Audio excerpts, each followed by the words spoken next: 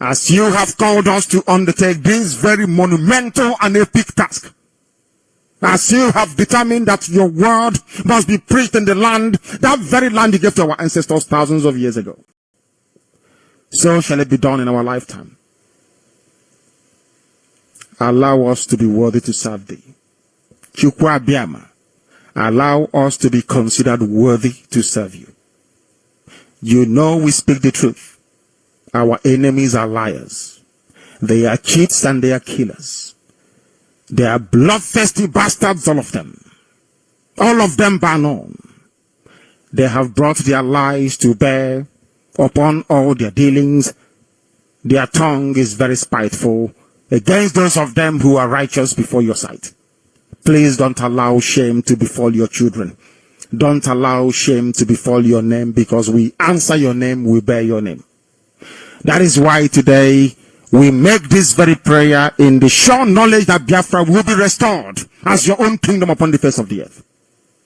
That you will be worshipped every blessed day of our lives, as our children will do, and so will their children. Until time everlasting we have prayed in your name. Ise. All right, welcome back once again. It is Radio Biafra. Hello, Motherland, coming to you this evening. Of course, today is the 8th day of December, the year of our Lord. I am going to see if I can get our guest this evening online. Very, very important because of time and connectivity. As you know them to be in the zoo.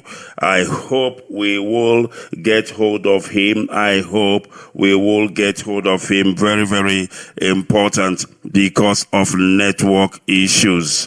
My goodness me, I am trying to get hold of him, and of course we will try, and as soon as we get him on the line, we will bring him to you. All right, I want to welcome you once again. My name's Mazi Ikechukwu Onoha. Of course, I hail from Omowa in Olo province of Biafra land. And I want to welcome you once again. If you are just joining us right now, the time here is 18:33, and it should be there about 17:33 p.m. in Biafra land.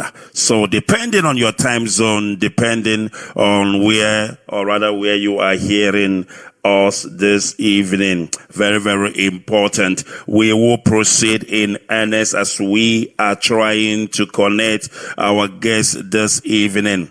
Very, very important. I just hope that network will not be an issue, as you know, as you understand. We will take a quick break and we will be back, and then of course we will proceed. Don't go away. The history of a people, I repeat, is like the stream of life from which the character, form, and structure of the identity, their backwardness and progress are drawn. It affords the people the platform on which to predict their future. Though, just as every stream has a source, so every group of people has a beginning. I had a voice on the radio Biafra. London is the mouthpiece of the Biafrans. Nandekano is his name. He made a vow to fight the end till our nation Biafra is restored. We love him, he's our mentor. Biafra is for him. Yeah.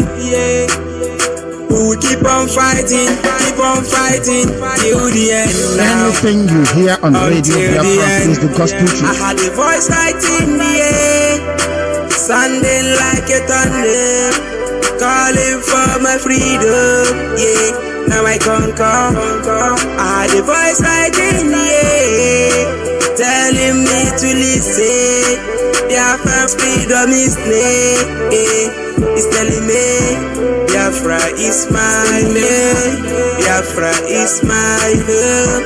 Biafra is my home, my home.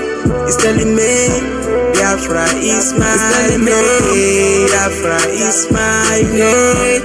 Biafra is my home, my home, my home. For many years after the war, yeah.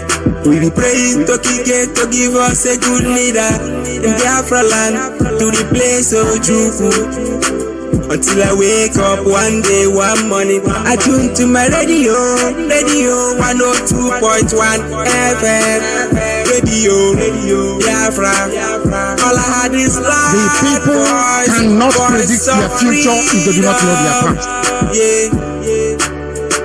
Nande Kano's voice, I had a voice fighting, Sunday like a Sunday, calling for my freedom, Now I conquer. I had a voice fighting, telling me to listen.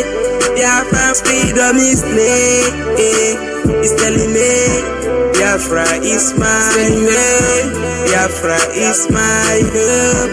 Biafra is my home, It's telling me Biafra is my home. Biafra is my home.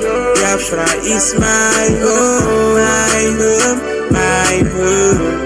I had a voice fighting, Sunday like a Sunday, calling for my freedom, Now I conquer. I had a voice fighting, telling me to listen. Biafra freedom is it's telling me Biafra is my home. Biafra is my home. Biafra is my home. It's telling me Biafra is my home. Biafra is my home. Biafra is my home. It's telling me Biafra is my home. Biafra is my home. Biafra is my home. It's telling me Biafra is my home. Biafra is my home. Biafra is my home, my home. My name is Nnamdi Kanu. I am the leader of the indigenous people of Biafra all over this very planet Earth. For the rest of my life, be a loyal and dedicated servant of the wonderful people of Biafra. We will serve you. We will not let you down. We are not going to retreat 1 inch. We will not surrender. Biafra will come. He say, Biafra we come, Biafra we come, We want the microphone, Sakaman Kurubito, yeah.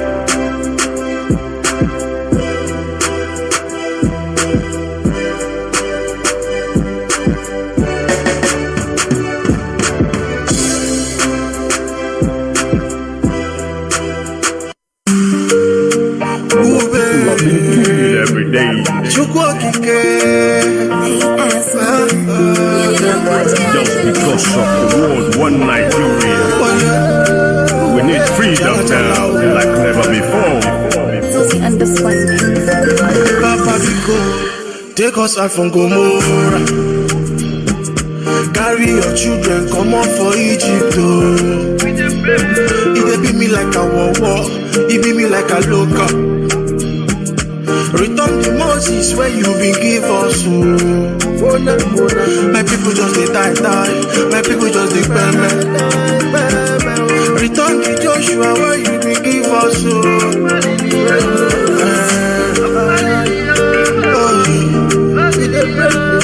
Give us the David where you been give us. How we need is one love, one nation, one Biafra.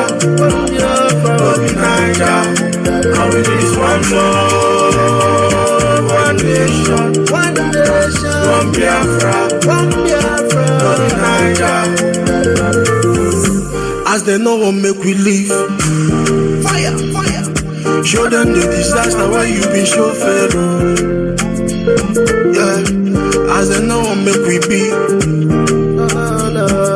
Bring back the flocks, give them the dead again. All we need is peace, unity, every day, make we there on our own, may they stay for their place. All we need is Biafra. Yeah. All we need is peace, unity. there, make we there, one on one, make them there for their blessing. All we need is Biafra freedom. Papa Biko, take us out from Gomorrah. We pray, carry your children, come on for Egypt, oh. It be me like a war, it be me like a local. Return to Moses where you be give us, oh. My people just they die. My people just they cry. Return to Joshua where you be give us, oh. My people just they die. My people just they cry. Return to Joshua where you be give us, oh. As the matter one thing, we not be zombie. Nigga area dirty. Why you plenty? How we need one love, one nation, one Biafra, one Niger. All right, welcome back once again. It is to Radio Biafra. Hello, motherland. We are live. We are direct. Of course, today is the 8th day of December 2021, and the time standing at 6:42 p.m. here in Johannesburg. Of course, without wasting time, we need to go straight to it because of our time. Mazi, can you hear me? Yes, I can. Thank you very much. Okay, how are you? I'm all right, and you, sir? All right, if you are just joining me right now, my guest this evening is Barrister Aloy Ejimakor. He is, of course, among the legal counsel of our leader, Mazi as well as IPOB worldwide. Now, the reason why we are having this talk this evening, we tagged it legal matters, because I've come to understand that some people, when they hear this legal jargons and all the legal information, is too much for some of them to digest, and some tend to interpret it in their own way and thereby misunderstanding the real issue. Therefore, I've brought in our own erudite barrister, Aloy Ejimakor. He is a man, I must tell you, I do emulate. As a final year law student that I am, I love what he is doing, and I believe that Biafrans also love what he is doing. Mazi, you are welcome to Radio Biafra Motherland. It's my pleasure to be with you, Ike. All right, so let's get straight to it. Mazi, first of all, in a nutshell, who is Barrister Aloy Ejimakor? Please, can you tell us in a nutshell, who is Barrister Aloy Ejimakor? Well, yeah, I'm basically your average Joe. I'm your average human being.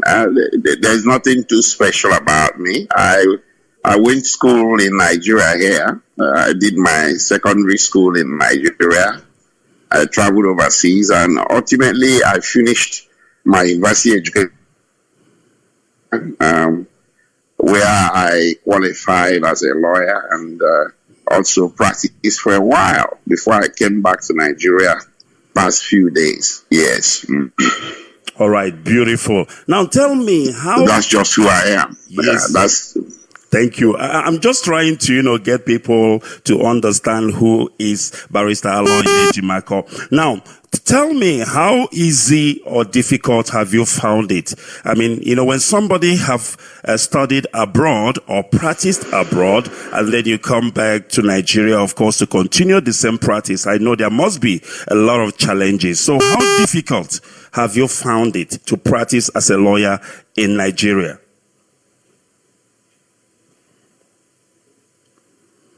Mazi, are you still with me?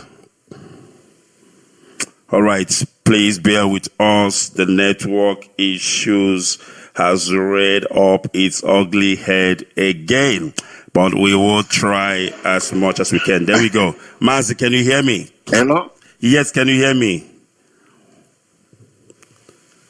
Can you hear me now, Mazi? All right. All right, I tell you what we will do. I will try once again to call him up again. You know how it is. Network of the zoo will always try to interrupt this beautiful conversation we are having with Mazi and Barrister Aloy Ejimakor. But of course, we will continue to try it and see if we can get a better connection. Very, very important. It is always the case, especially when you are calling from here or anywhere in the world, for that matter, to the zoo called Nigeria. But of course, we will see what we can do to get our barrister on a better line as well as a better connection. Very, very important. So please don't go away. Don't go away. We will try as much as we can to bring Barrister Aloy Ejimakor back on the line, because we have a lot to talk about this evening. We have a lot of legal issues we need to dive into. We need to discuss, just to bring an ordinary person to a perspective. What is happening, especially as it concerns the legal challenges of our leader Mazi Nnamdi Kanu. We need to bring even the common man, a person who is not a lawyer, a person who does not know much about law, to understand what is actually happening. Very, very important. But unfortunately now we are having these network connectivity issues. But I believe and hopefully we will get him back on the line. So I need to take a break again. But trust me when I tell you I will be back. And when I come back, we will continue this discussion. It's going to be interesting, I promise you. Don't go away. Mazi, can you hear me now? Sorry about the network issues. Yes.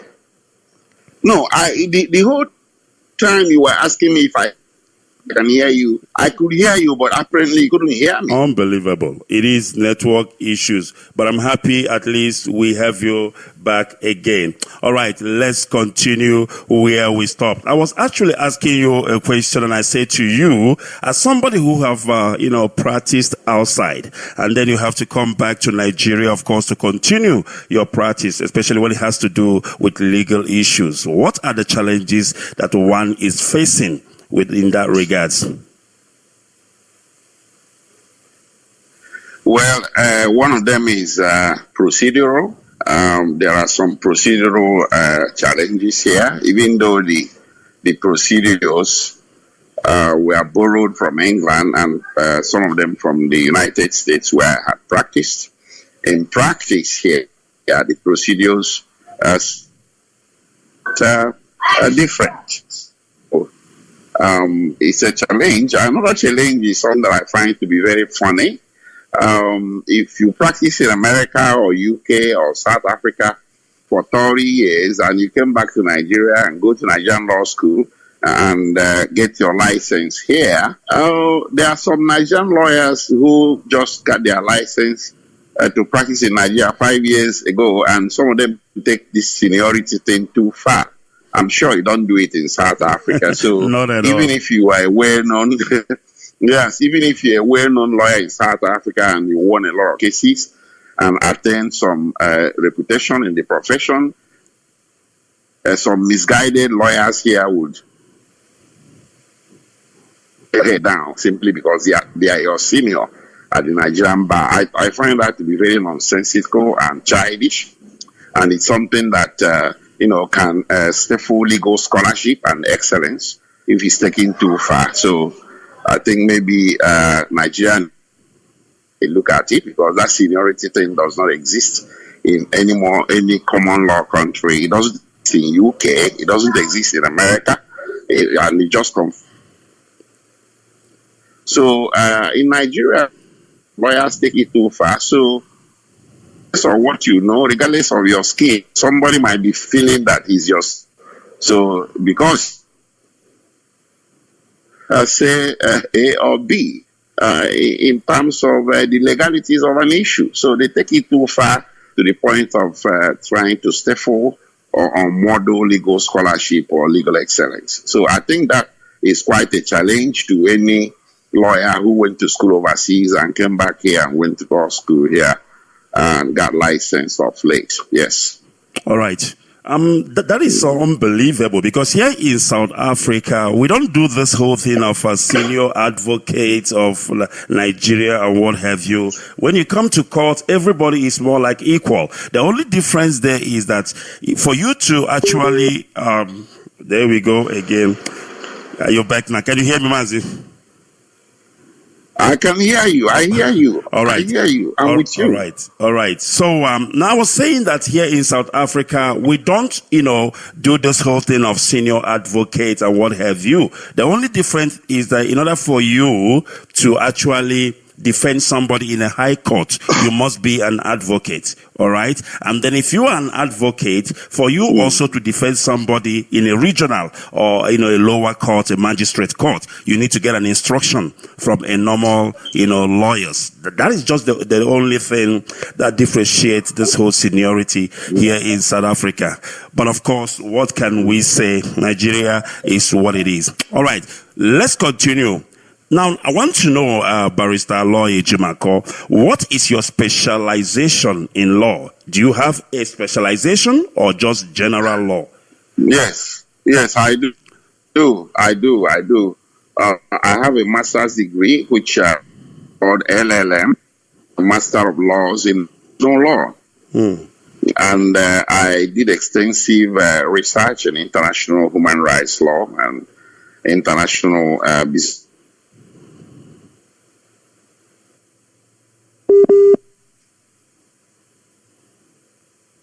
All right. Can you hear me? Yes, go ahead, please. Did you hear me? Yes, I go ahead. I heard you. You talked about the LLM, which I am aware of, is Masters in Law. Please go ahead. Exactly. So, yes. All right. The connectivity, my goodness me, it is not doing me any good at all. Unbelievable. All right. I don't know what we need to do about this, because this is actually destroyed everything. All right. I think I will do something quickly. All right. Let me do this. I'm going to find a better connection right now that I can promise you. Every day. Let's take a quick break. The devil doesn't want us to have this beautiful interview, but we must do it. Very, very important. Papa Biko, take us out from Gomorrah. Carry your children, come on for Egypt. It be me like a war, it be me like a loca. Return the Moses where you been give us. My people just they die. My people just they burn. Return to Joshua where you been give us.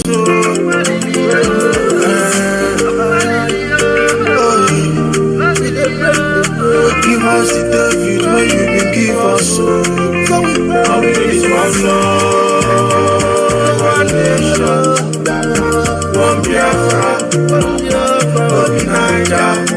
All we need is one love, one nation, one Biafra, one Niger. As they know what make we live, fire. Show them the disaster why you been show fellow. Yeah, as they know what make we be. Bring back the flocks, give them the dead again. All we need is peace, unity, every day make we there on our own, may they stay for their place. All we need is Biafra. Yeah. All we need is peace, unity, every day make we there on our own, may they stay for their place. All we need is Biafra, freedom. Papa Biko, take us out from Gomorrah. We pray.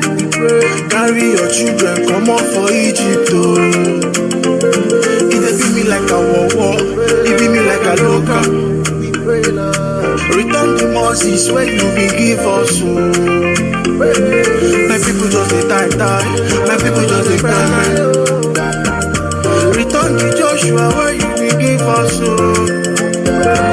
My people just they die. My people just they burn. Return to Joshua where you will give us.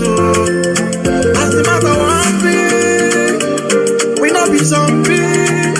Nigga area dirty. Why you plenty? All we need is one love, one nation, one Biafra, one Biafra, only Niger, only one love, one nation, one Biafra, only Niger. And I cannot look at people, one in it. The Mazi, the leader of IPOB, worldwide. I can move to IPOB, no one in the Netamike. Is a prince. No, he's the princess. Give me freedom, give me Biafra. Give me freedom, give me Biafra. We are the people, great nation. We are the people, we love unity. We are the best all over the world now. We are the champion all over the places. We want no war, only we need freedom. We keep moving, no going back. Let's join hands together and prove it all. Biafra is the land.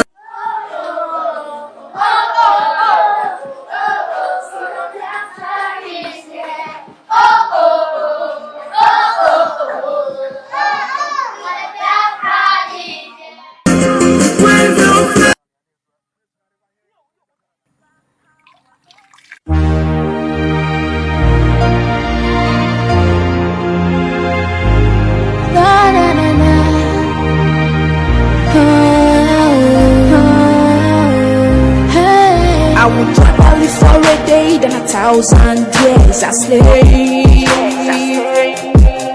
So many have died, so many have gone astray. Nothing to show for that change they bring. No one to say, my sister, follow this way. The life we live in Africa is acting the way. We gotta overcome this wave. We break that chains for survival. That pain is much, we need a revival. Come on now, it's time. Freedom for it. So I think this one will hold. It's a direct line. I hope you can hear me very well right now. Sure, I can hear you. All right, so let's continue. I do apologize because sometimes these connections are good. Sometimes we experience network issues, but this is one of those days. Yes. All right, so you were telling me about your specialization. Please, if you can finish on that, and then we will proceed. Yes. I specialize in international law at the American University. So that's what the LLM represents, which is Master of Laws. So that's my specialization. International law. Simple. Beautiful. All right. Thank you very much for that one. And then let's proceed, Mazi. Now, there is this word that has become like a music. Everybody is singing it. It is called extraordinary rendition. And I'm sure you are also tired of hearing every interview. It has to come up. Well, unfortunately, that's just what it is. Please, if you can break it down for us, to a layman perspective, what is extraordinary rendition? Please go ahead. Anyway, to break it down, I think maybe I have to wax historical.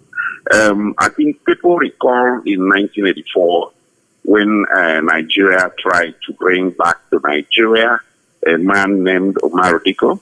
Absolutely. They did not take him to a court in UK where they encountered him. Rather, they kidnapped him and put him in a crate, this box, sedated him and tried to bring him to Nigeria secretly without going through due process of law in UK. That is attempted extraordinary rendition. If he had succeeded and they brought him back to Nigeria, that would have been the first successful extraordinary rendition Nigeria would have done. But they didn't succeed, and the punishment that Britain gave to Nigeria is well documented. In the case of Mazi Nnamdi, it's not different. The only thing different between Omar Diko and Mazi Nnamdi is that they did not put Mazi Kanu in a crate. They put him in a private jet. So extraordinary rendition is simply when a government or a country such as Nigeria which is interested in a fugitive residing in Kenya, goes to Kenya, and instead of taking that fugitive before a court of law in Kenya to take benefit of the extradition process, which is the due process by which you bring a fugitive from one country to the other.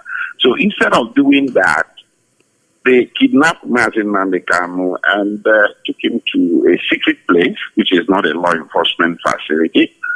And 8 days later, they put him in a private jet and brought him to Nigeria without a Kenyan court order.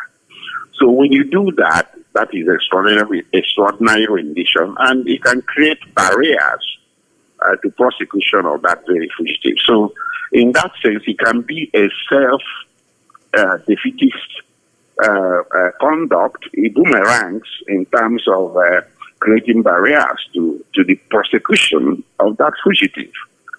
So it's a very silly thing to do. It's not wise. It's not strategic.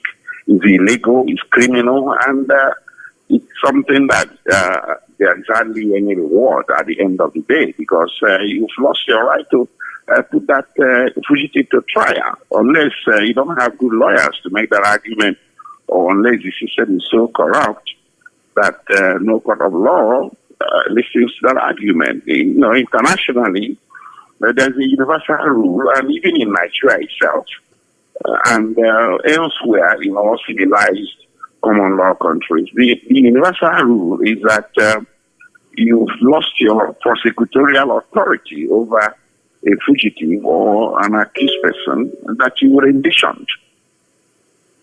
Wow. Beautiful. I can give you some examples. Yes, right? Please go ahead. Okay, you see, Nigeria borrowed her laws from the United Kingdom, and since 1963, when Nigeria became a republic, for precedents or for judicial pronouncements, we look to the Supreme Court of Nigeria. But where a judicial pronouncement does not exist on any particular legal issue before a Nigerian court, Nigerian courts are encouraged to look elsewhere, to look to foreign nations and find out how their judiciary decided such issues of first impression, such as this extraordinary rendition that is happening for the first time in this country. So in this very case, we just have to look to foreign countries. And the first country we have to look at is the United Kingdom, where in a certain case, Arrow versus Horse Ferry Road Magistrates Court, ex parte Bennett. That case was decided in 1994 by the Privy Council. And in that case, the court held, the House of Lords held, that where a defendant in a criminal matter had been brought back to the United Kingdom in disregard of a extradition process and in breach of international law and the laws of the state where the defendant had been found, the courts in the United Kingdom should take cognizance of those circumstances and refuse to try the defendant. And that accordingly, the High Court of England, in the exercise of its supervisory jurisdiction, has power to inquire into the circumstances by which that defendant had been brought within the jurisdiction of the United Kingdom. And if satisfied that there had been a disregard of the extradition procedures in the particular foreign country, it may stay the prosecution as an abuse of process and order the release of the defendant. So this very holding by the House of Lords in England has influenced a lot of cases around the world, even in New Zealand, where in Regina versus Hartley, the court of appeal there held that there are explicit statutory directions that surround the extradition process. So the procedure is widely known, and it is frequently used by the police in performance of their duty. So why should anybody skate around it to try to bring into New Zealand a suspect without resorting to the extradition process? So in that very instance of the case of New Zealand, the court also held that jurisdiction does not lie anymore to try such suspect because the extradition procedure was breached exponentially. So there are a lot of other cases from other jurisdictions, even in South Africa, in South Africa where you live, right? Yes. You may even have to look into this. It's called S versus Ibrahim. Okay. 1991. S versus Ibrahim. I can give you the citation.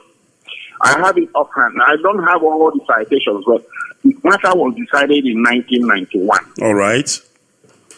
And then there was a hearing in 2000, and it was now recaptioned as Ibrahim versus Minister of Justice. I don't have the citation, but you can look it up. I will definitely do that.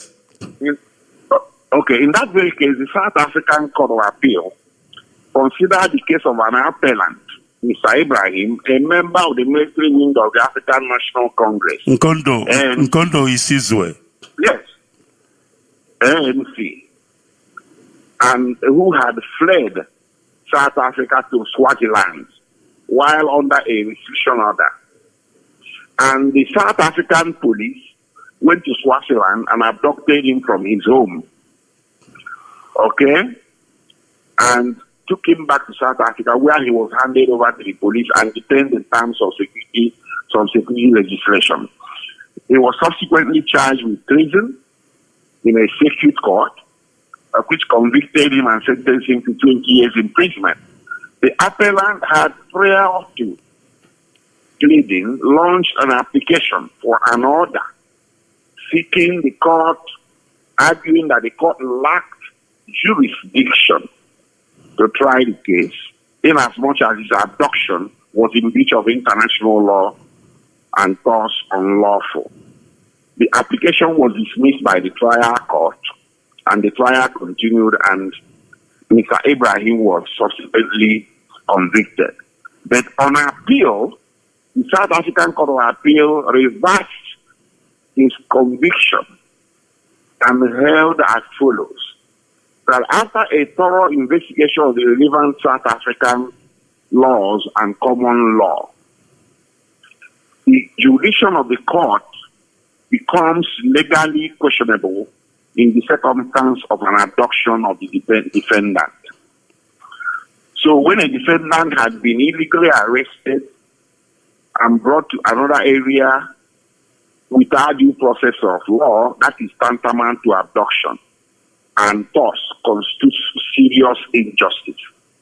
A court before which such a person was brought also lacked jurisdiction to try him, even where such a person had been abducted by agents of the authorities covered in the area of jurisdiction of such court.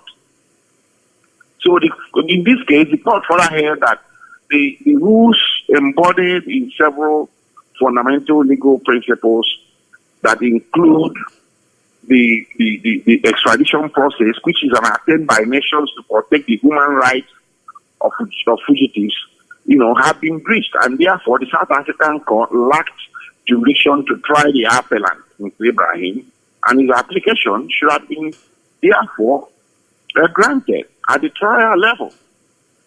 So they held finally that as the appellant, Mr. Ibrahim, should never have been tried by the court. The consequences of the trial had to be undone, and the appeal was allowed, and Mr. Ibrahim was set free. And there was a similar case in the U.S. I won't give you the details. It's called United States versus Toscanino, decided in 1974. So we have a lot of cases, a host of cases issuing from common law countries that operate the same judicial system as Nigeria. As you know, Nigerian constitution was borrowed almost verbatim from the Constitution of the United States. So, and all that, and 90% of the laws of Federation of Nigeria came from the UK. Some came from South Africa, some came from Australia, New Zealand, Pakistan, and United States. We never invented any rule of law. Unbelievable. More like a court. Customary law. More like a court and join. Yes, except customary laws. So, and in the international arena, extraordinary rendition is illegal. It's considered an egregious misconduct or criminal conduct by the state under the just cogence rule. It's not, just cogence is not arguable. Every nation is bound by the just cogence rule, and just cogence rule is nothing other than basic customary international law that governs civilized nations. Any nation that goes outside of just cogence, will be regarded as uncivilized and not a member of the Committee of Civilized Nations anymore. So Nigeria is subject to just cogence, and there are also the protocols of the United Nations and the treaties to which Nigeria is subject or a state party. Those rules of law explicitly frown or explicitly outlaw extraordinary rendition. The only recognized route through which you can bring a fugitive from one country to the other is extradition. And when you don't do that, it's called extraordinary rendition, and it creates a barrier to either prosecution or trial of such a fugitive or defendant. Okay, that's where I leave you. All right, thank you very much. This is the University of Radio Biafra. Trust me when I tell you, our leader used to say, when you come here, bring your pen and paper. And I want a layman to understand that law is not easy, because you have to study a whole lot of models. You have to have a whole lot of case studies from all over the world in order to support your case. And that is what is called international law. And that is what our barrister is dishing out for us here. And I please beg you to pay close attention. Now, Barrister Aloy Ejimakor, that brings me to the question of jurisdiction. I keep asking myself, what is Mazi Nnamdi Kanu doing before a judge in Abuja High Court? I'm still finding... That is my question as well. Please tell me, jurisdiction... He has no business. What is the nexus? No business being before. What is the nexus? Go ahead. What is the nexus? What connects a court to a matter? What brings about a jurisdiction to a competent court? Please take us through in a nutshell. Okay, I can tell you why the court in Abuja believes that it has jurisdiction. Please go ahead. Can you believe that the Attorney General of the Federation justified the rendition of Mazi Nnamdi Kanu on a bench warrant issued by this particular Federal High Court in Abuja in 2018?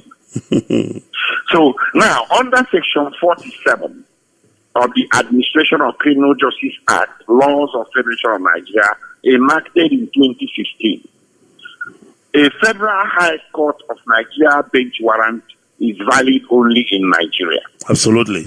Section 47. You can Google it. Anybody with, like Mazi used to say, anybody out there with pen and paper, write down Section 47, Administration of Criminal Justice Act 2015.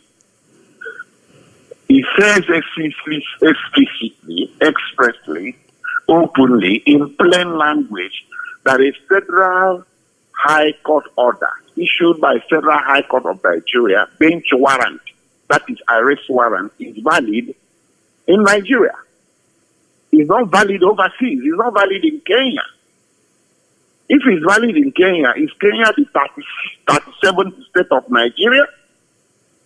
This is the justification offered by the Attorney General of Nigeria and the government of Nigeria for the arbitrary arrest of Mazi Nnamdi Kanu in Kenya, for the kidnapping and for the abduction. There is no order. So the court, that very court in Abuja, believes that it has jurisdiction over Mazi Nnamdi Kanu because it issued a bench warrant or an arrest warrant. Unbelievable. For his arrest in 2018. Arrest warrant that was executed in Kenya. You may not be a lawyer, but anybody that went to elementary school or even didn't go to school at all knows that under the theories of sovereignty, Nigerian arrest warrant does not have extraterritorial application. It does not have extraterritorial validity. Who else should know this better than the Attorney General of the Federation? and the high courts of the Federal Republic of Nigeria. But guess what? They abducted him on the strength and tenacity and reach, extraterritorial reach of that arrest warrant issued in Nigeria. And that's the only thing that I think is confusing the system, that he has jurisdiction. So we have raised objection before the court that jurisdiction does not lie, and we cross that bridge when we come to it. The argument would be made in court on 18 January next year. That's the next opportunity we're going to have.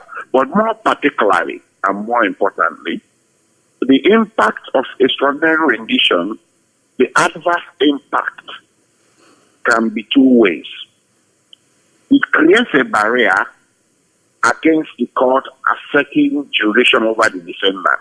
On the other hand, being a violation of the fundamental rights of the defendant, it creates a barrier against the prosecutor in putting the defendant up for prosecution. It creates a barrier to the prosecution of the defendant. You know, there are two different things. Prosecuting the defendant is the authority of the prosecutor. Trying the defendant is the authority of the court. Yes. Or lies within the authority of the court. So in this very case of Mazi, the extraordinary rendition has created two barriers. One, against the prosecutor, which is the Attorney General, and two, against the court, which is the Federal High Court in Abuja. So because it creates barrier to prosecution, that argument is better made elsewhere. In a sui generis, in an entirely new lawsuit, standing on its own merit, elsewhere in another court. And because the rendition is related to the attack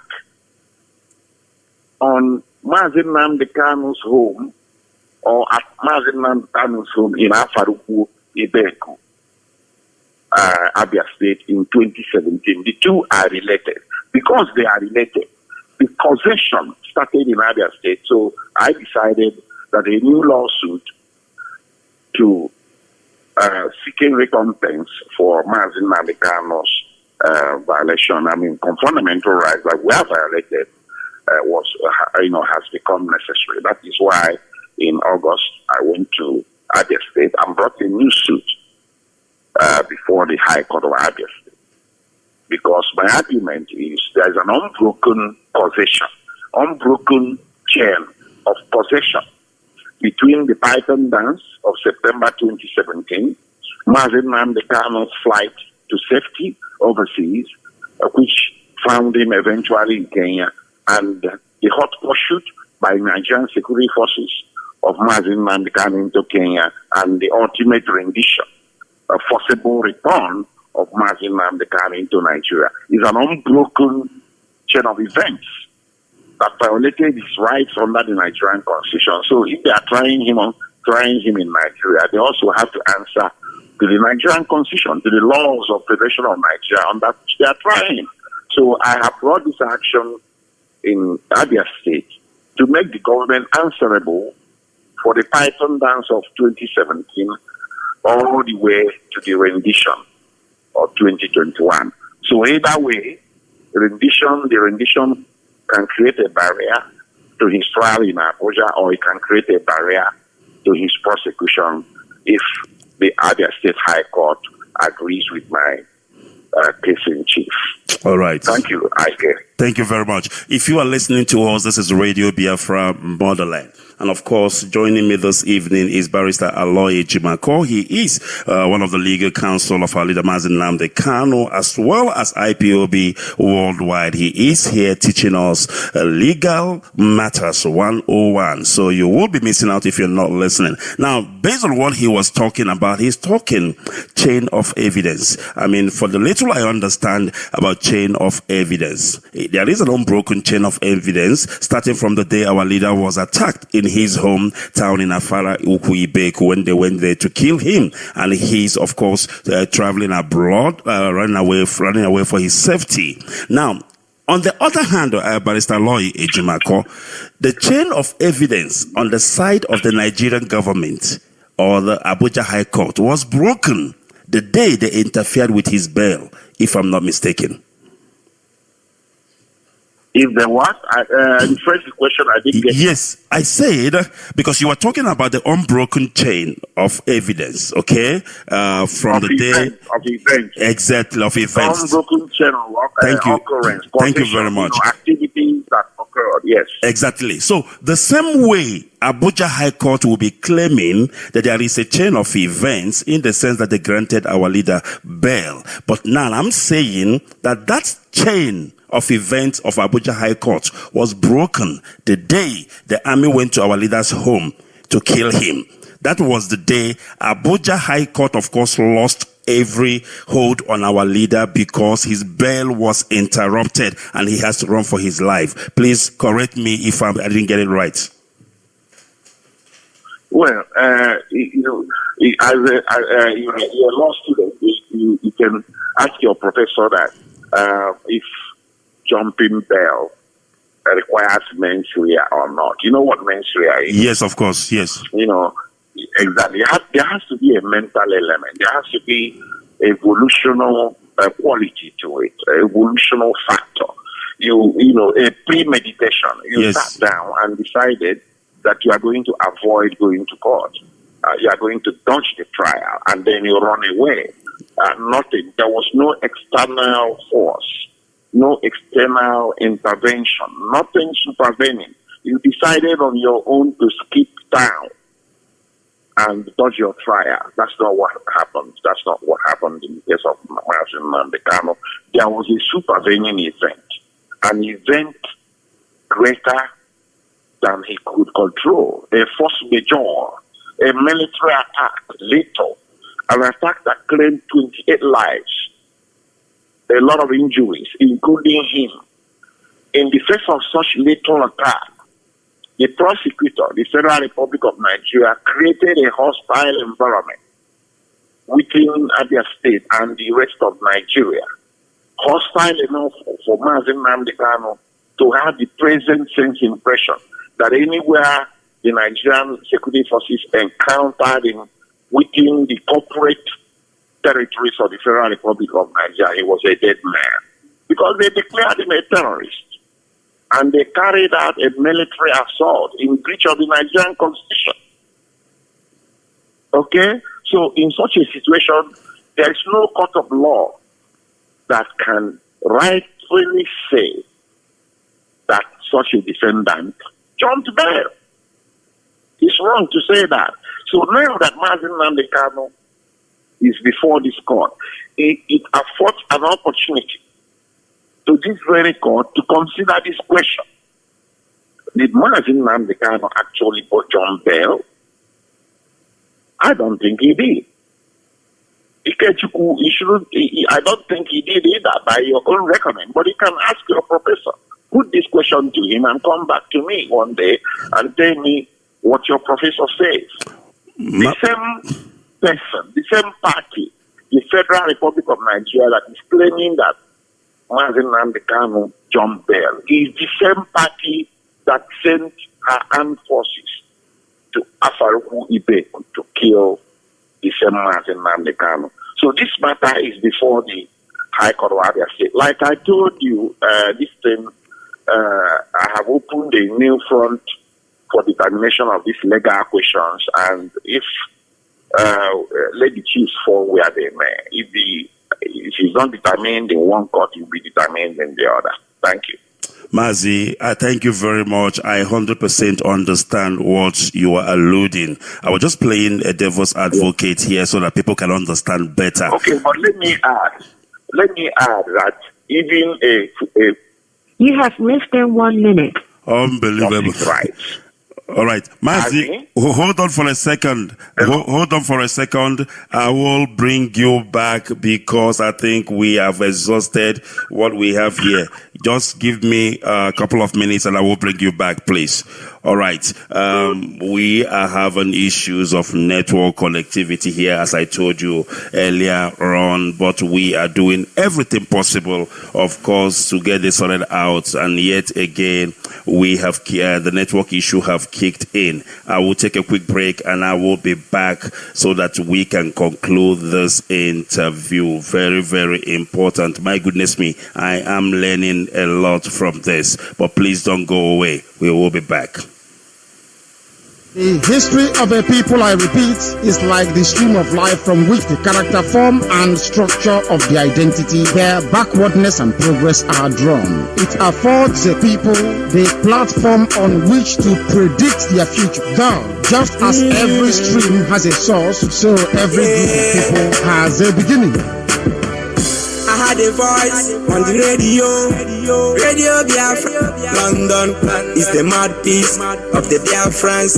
Nandekano is his name. He made a vow to fight the end till our nation Biafra is restored. We love him, he's our mentor. Biafra is for real. Yeah. We will keep on fighting till the end. Anything you hear on radio Biafra is the gospel truth. I had a voice right in the air, sounding like a thunder, calling for my freedom. Yeah, now I conquer. I had a voice right in the air, telling me to listen. Biafra's freedom is near. It's telling me Biafra is my name.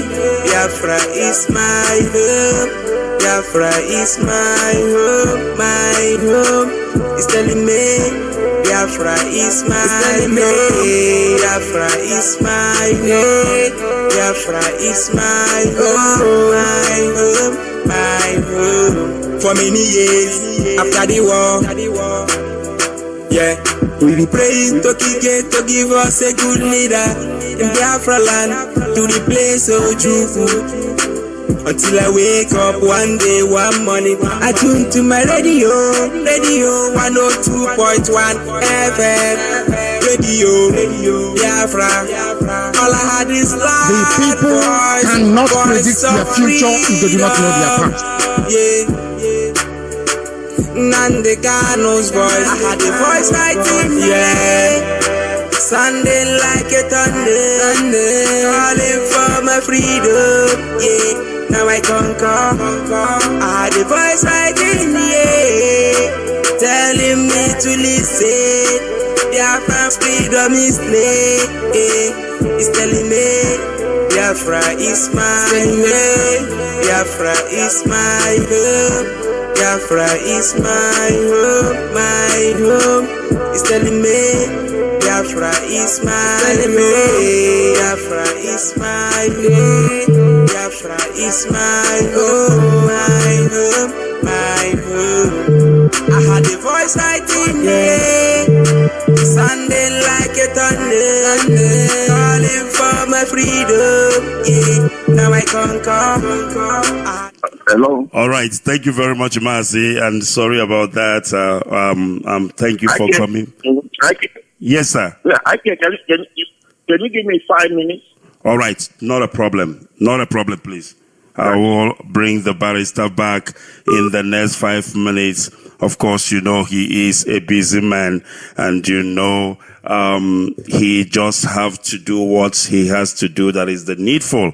And of course, we do appreciate his time for coming up here this evening. So we will bring him back in the next 5 minutes so that we can be able to finish up this call. The time we slated earlier has passed, but of course, I think he just given the grace to stay longer because there is much more that we need to talk about, that we need to, of course, ensure that Biafrans understand what it is and what is happening.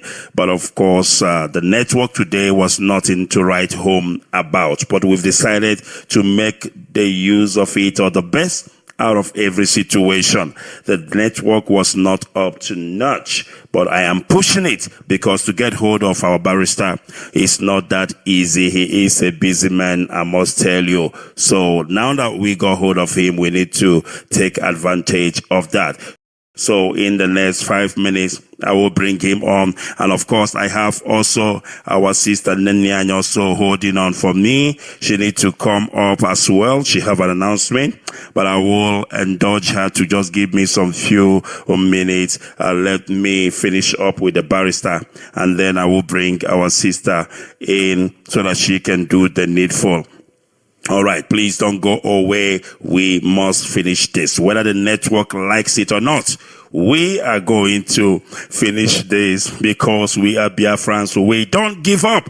We just do it. That is what we do. And of course, that is exactly what we are going to do. Please don't go away. I will be back before you know it.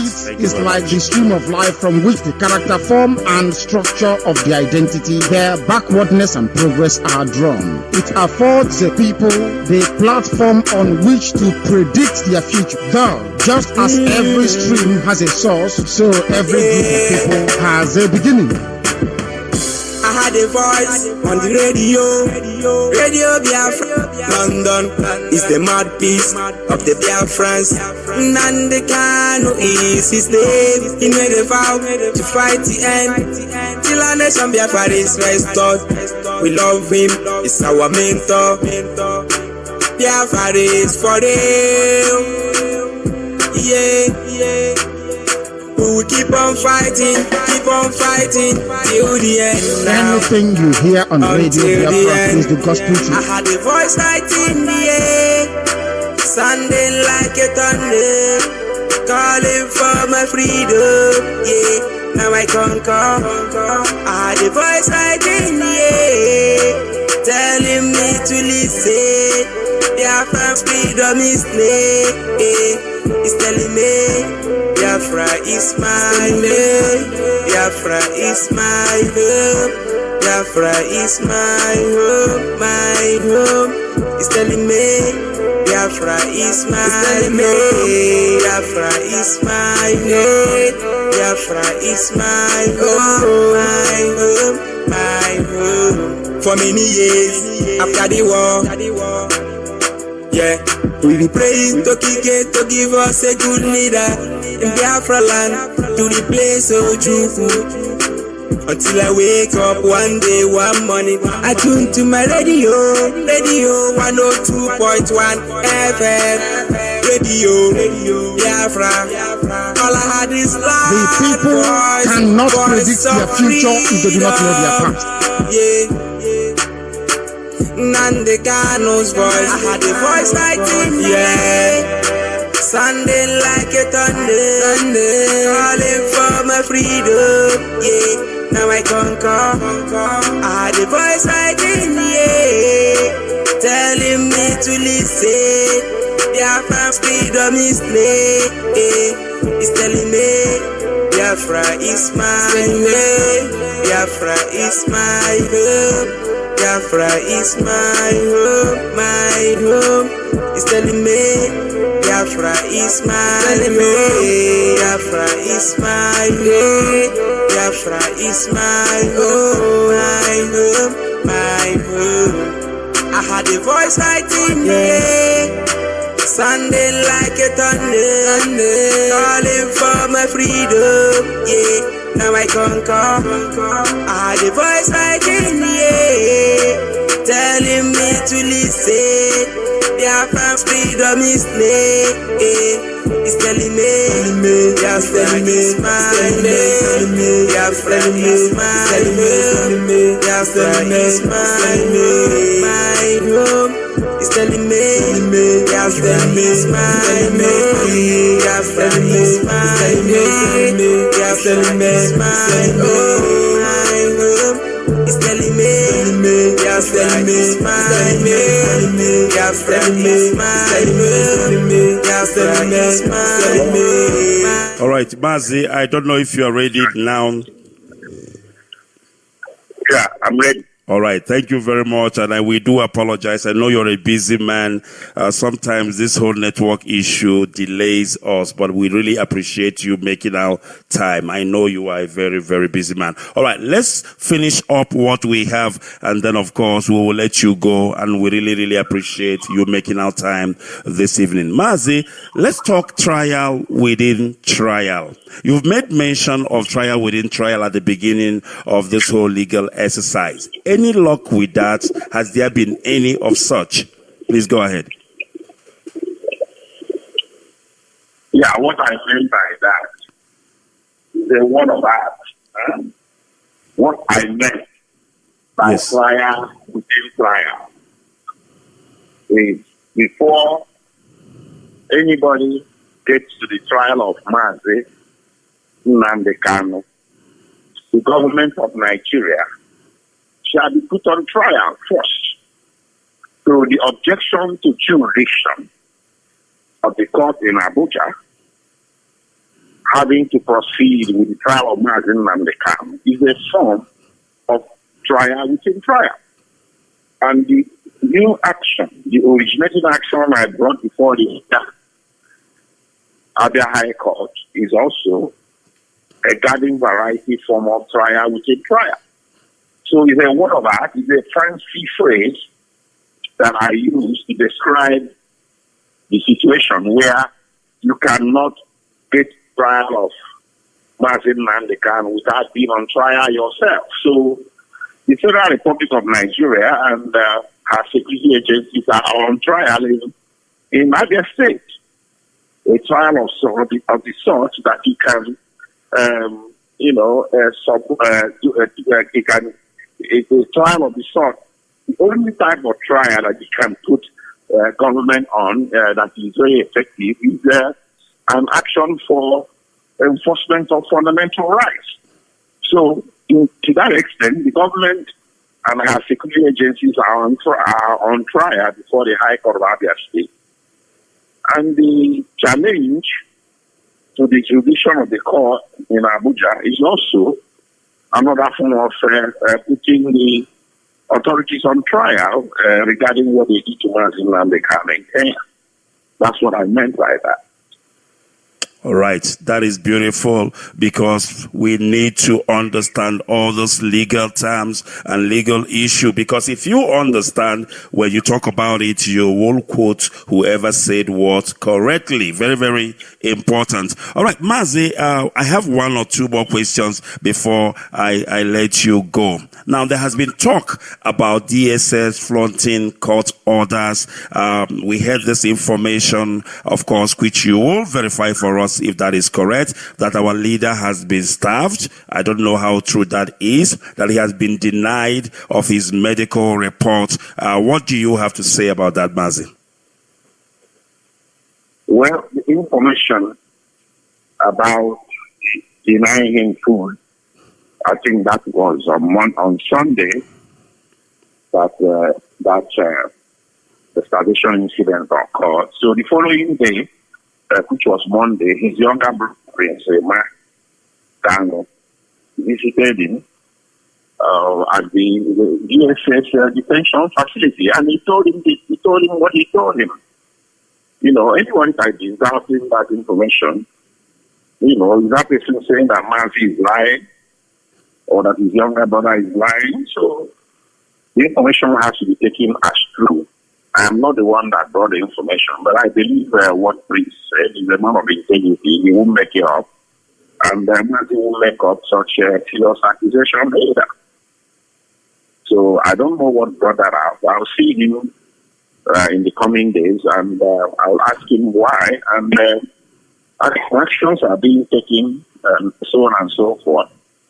So, and I don't think such incident will be tolerated.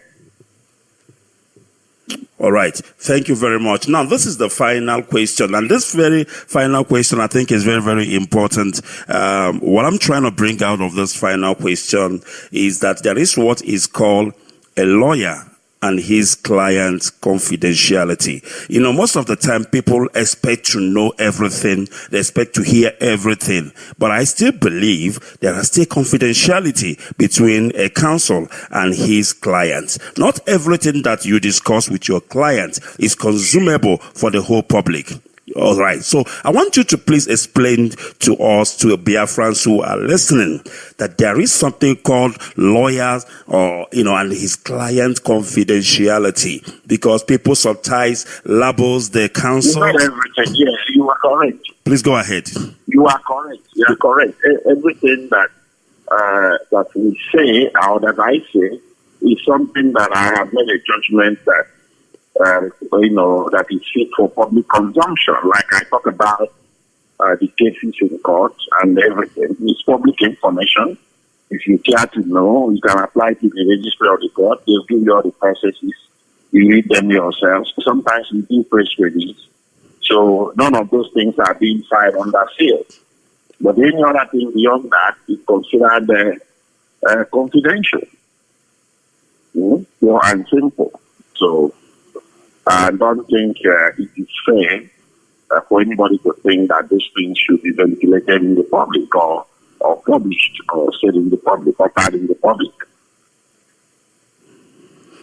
All right. I think a lot of people understand that. A lot of people understand our particular audience, which is the millions of people that admire Mazi, that I consider his followers, and people who are devoted to the cause for which he's undergoing this tribulation. They understand that it's not everything that must be made public. They understand that it's not strategic. And as you rightly pointed out, a lot of them come under the clothing of attorney and client confidentiality or confidential relationship. All right. Thank you very much, Mazi. Thank you very much. Yes, go ahead, please. Okay. Yeah, go ahead. Yes, please. I wanted to say thank you very much. Before we let you go, what is your parting shot? What would you like to say to Biafrans that are listening this evening and the whole wide world, because the world is listening? What would you like to tell them in terms of keeping up the faith and keeping up the hope as we are expecting, our leader, immediate unconditional release, because it will happen? Please go ahead. What I have to tell the people, our people and the people I represent, and the teaming supporters of Mazi out there, is that his release from detention is possible in two ways. Either the matter that are in court succeed in getting a court order for his release. The preliminary objection in Abuja is geared towards that. The fundamental right action I brought in Abia State is geared towards his release. Either one of them, I hope, will cure a court order for his release. And his release can also come, by way of executive action under Section 174 of Nigerian Constitution. As I have pointed out, I always maintain that the tribulation Mazi is going to, and members of IPOB are going to, are not warranted. What they do, or the enterprise they are pursuing, the cause they are pursuing, is not criminal. It's a political disagreement. When you say you are tired of being a citizen of your country and you want your separate country, you've not committed any crime. This has been said so many times that, it's beginning to sound like a broken record when someone says it, but we just have to keep saying it. It's very unfortunate that the government of the day believes that it's a crime to tout or to pursue self-determination.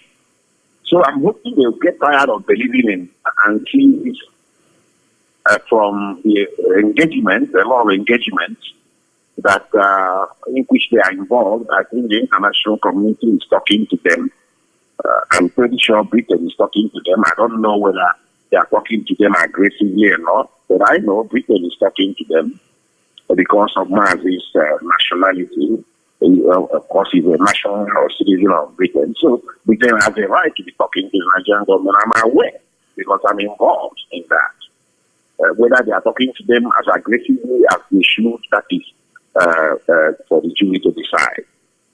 I know that some leaders in Nigeria are talking to them, especially leaders from our part of the country, the southeast or Igbo land. I have it on good authority that the Senate caucus of the National Assembly, the Southeast Senate caucus of the National Assembly, that Mazi today. Okay? Awesome. Yes, that needs to be made clear. And I don't think it's a high visit. It's a friendly visit. It's big enough to attract the attention of the Southeast Senate caucus in the National Assembly. Absolutely. They paid him a visit today, and I'm sure if they have come to the level of paying him a visit, I'm sure somewhere along the line they are going to raise the issue with the authorities that are ruling the country. That look, we are holding our son, and we don't think he has done anything wrong. If Mazi is a criminal, nobody is paying him a visit. Absolutely. Nobody. Yes, the caliber of the people that are paying him a visit should tell you that he's not regarded as a criminal. He's not regarded as having committed any crime. I think that is indicative enough to the authorities and to the people that are traducing him and seeking to suppress him and members of IPOB by means of punishment of some sort, that they are not on the right track, that they are in fact on the wrong track. So I'm hoping with this whole thing will percolate to a point where the authority will see reason and restrain its steps. And in restraining its steps, the next best thing to do is to invoke the powers of the Attorney General under Section 174 of Nigerian Constitution and discontinue his prosecution and the prosecution of all IPOB members who are languishing in detentions across the land in Nigeria. And discontinuance of the prosecution will naturally lead to unconditional release. You see, I tell you something, since 2017, when I became Mazi appointed me or retained me as special counsel to himself and to IPOB, the Nigerian government has not gained any conviction of any IPOB member in a court of law in Nigeria, not for terrorism, not for treason, not for anything, not even for common theft of anything. So what happens is that our people get arrested and detained, and we go to court, and the judges look at the file, there is no evidence, and usually there is nothing to hang on, and you can call it criminal offense. So the judges just throw the cases away. That is why you don't have any single conviction. So if they have not been able to convict any single IPOB member since 2015, then these persecutions started. What makes someone think that they can convict Mazi and they can? So it's unreasonable to continue to hold him or to continue to put him to trial for something that ultimately will be decided not to be a criminal offense. So the sensible thing for the government to do is to sit down with him and try to dialogue with him. He never ruled out dialogue. He never called for it either. I'm not saying that. I don't want to be misunderstood that Mazi's lawyer is calling for dialogue. No. What I'm trying to say is that if the government feels that, he needs to do something, what I think is sensible for the government to do is to sit him down and ask him why he wants a separate country for the Biafrans. And then talk about it. It's called dialogue. And somebody who is asking for referendum is also asking for dialogue indirectly. There is nothing wrong with that. So I think that's the right route to follow. This route of arrest, detention, rendition, prosecution, it will not work. It never did in any other place. So it won't work here either. So there is a lot of hope, my people. Don't despair. You can look to India where Mahatma Gandhi went through the same tribulations and eventually he won freedom for his people. And to South Africa where Nelson Mandela went through wars. He was in detention for 27 years. He came out and became president of South Africa. And America, where Martin Luther King led his people to freedom from segregation, and he went through a lot of hell.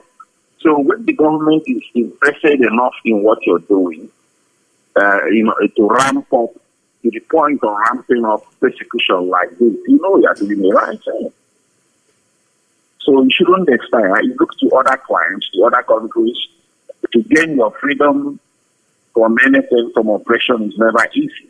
It was not even... You have less than 1 minute. All right. The founding fathers of Nigeria, Awolowo, Bazika, Mechi, a whole lot of them, they went to jail for months, for years. Nelson Mandela was hiding out in Nigeria here for some time, for some 6 months. Even Uhuru, Kenyatta, Jomo Kenyatta, not Uhuru himself, Uhuru is the son, he's the president now.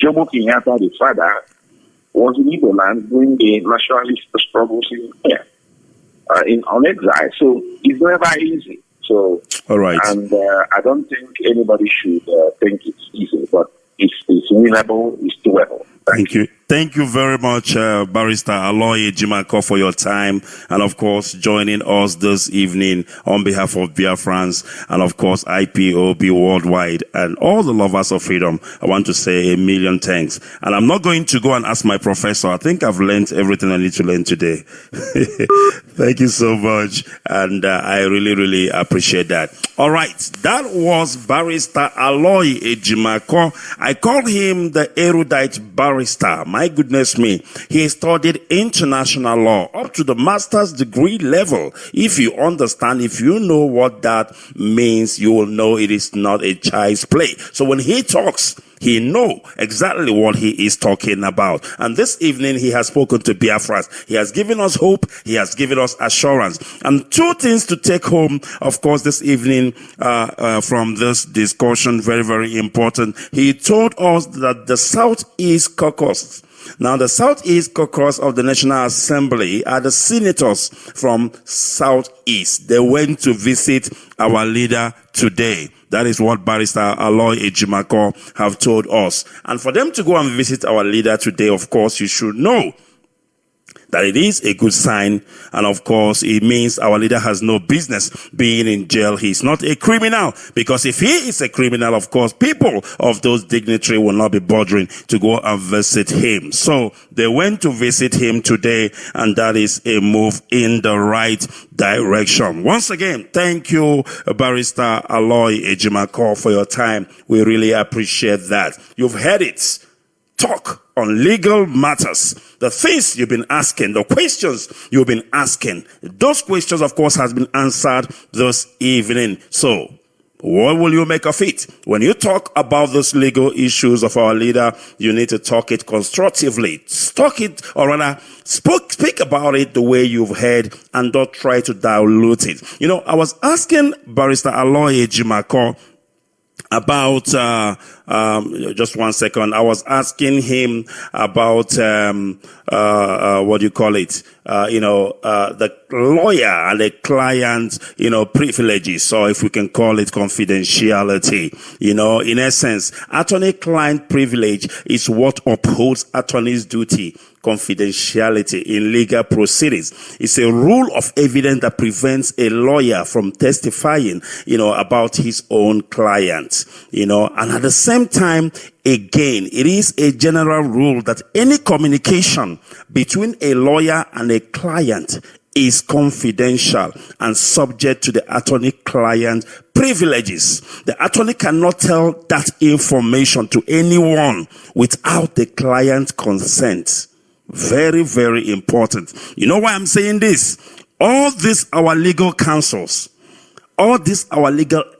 remember, They are an employees of IPOB and Mazi Nnamdi Kanu, this our legal counsel. Now, the information they divulge is the information they are allowed to in terms of the law, as well as in terms of their clients. They cannot come and tell you everything you want to hear. They only tell you the things that is important, the things that they are permitted to tell you in terms of their practice, in terms of the law and their client as well. Now, I'm saying this because of people who are saying bad things about our legal counsels.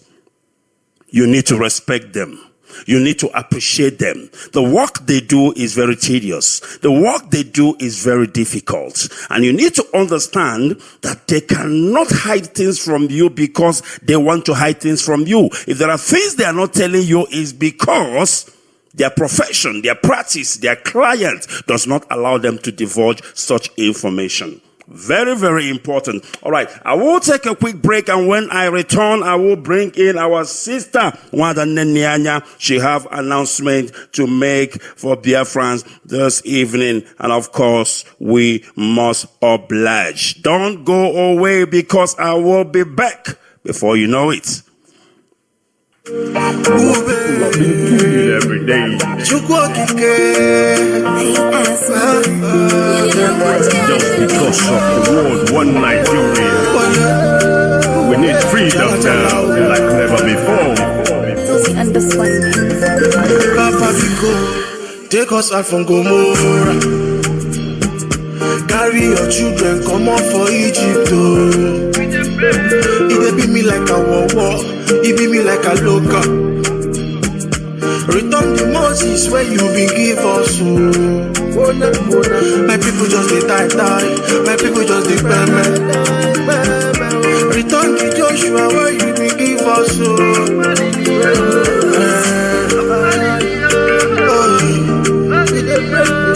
Give us the David where you been give us. All we need is one love, one nation, one Biafra, one Niger. All we need is one love, one nation, one Biafra, one Niger. As they know what make we live. Fire. Show them the disaster where you been show Pharaoh. Yeah, as they know what make we be. Bring back the flocks, give them the thanks again. All we need is peace, unity every day. Make we there on our own, may they stay for their place. All we need is Biafra. Yeah. All we need is peace, unity every day. Make we there on our own, may they stay for their place. All we need is Biafra, freedom. Papa Biko, take us out from Gomorrah. We pray. Carry your children, come on for Egypt. It be me like a war, it be me like a local. Return to Moses where you be give us. My people just they die. My people just they payment. Return to Joshua where you be give us. My people just they die. My people just they payment.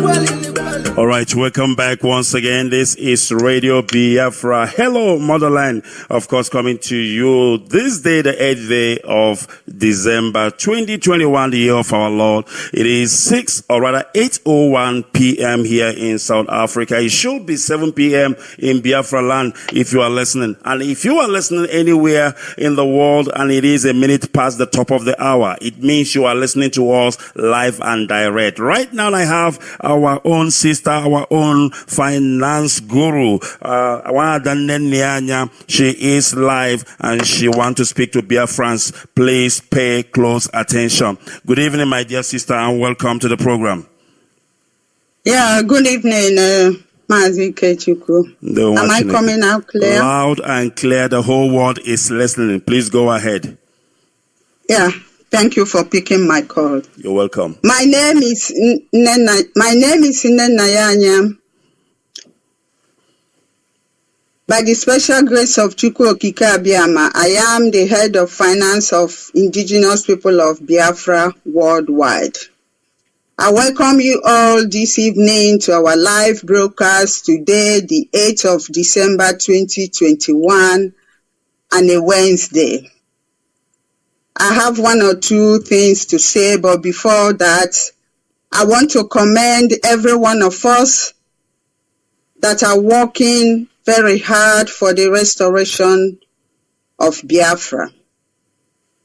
Following the events of the last few days, we have all read about the current situation of our leader, Mazi in DSS, and nobody is happy about it. Onyendu life is in danger right now. They have denied our leader food for some days. They have denied him access to medication, to see his doctors, and they have taken his blood 21 times.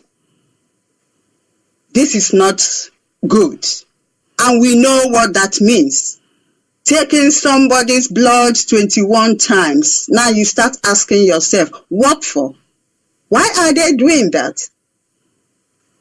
The Nigerian government is violating its own law and constitution. They are violating the fundamental human rights of our leader. Therefore, the condition of our leader must be brought to the attention of the whole world, Biafrans. We must all write about it, tweet about it every day. How many of us have tweeted about the bad condition of our leader today in DSS? How many? How many of us have written about it? I follow people on Twitter every day and retweet. How many of us do that? Why do we have to allow ourselves to be distracted from the main thing that we are supposed to be talking and writing about every day? If you don't have any Twitter account, try and open one now, not tomorrow. We must inform our councillors, our representative ministers, or in our respective countries where we reside, friends of Biafra and all lovers of freedom around the world. We must speak up. We must speak up so that people will hear our voice. We must continue disturbing them until the DSS allow our leader access to his to his doctor. Stop starving him and stop taking his blood. Enough is enough. This should be our main concern. This should be what we should be writing in all our media. This is what we should be tweeting every blessed day. But some of us are allowing ourselves to be distracted. This issue must be our main focus, and not topics that are not even necessary. We must do everything to make sure that our leader is released unconditionally, and he must be given access to his doctors. This should be our main concern. We should be talking about it, shouting about it, writing about it, broadcasting about it. This should be our concern, our top priority. That's the way it's supposed to be. But how many of us are doing it? How many of us are allowing ourselves to be distracted? How many of us have left the main topic we are supposed to be talking and discussing of something irrelevant? We must retrace our steps, dust ourselves up, and do the right thing. Our leader is where he is not supposed to be. He is in the enemy camp. That's what we should be fighting of. That's what we should be talking about, debating about, discussing, writing, tweeting. That should be our priority. If it is not, please go back to the drawing board and let's do the right thing. Every IPOB family member, all friends of Biafra around the world, let us do the right thing. Because some of us have been distracted. I want to commend all those that are working very hard in this our quest for freedom, in truth and honesty. Our IPOB logo must continue to be the same. The main focus, consistent, determination, and discipline always. In the same vein, I commend all those that are contributing financially towards Biafra restoration, because freedom is not free, it's not cheap. Somebody must support it, somebody must finance it, and we are doing very great, but we have to continue. We cannot let go.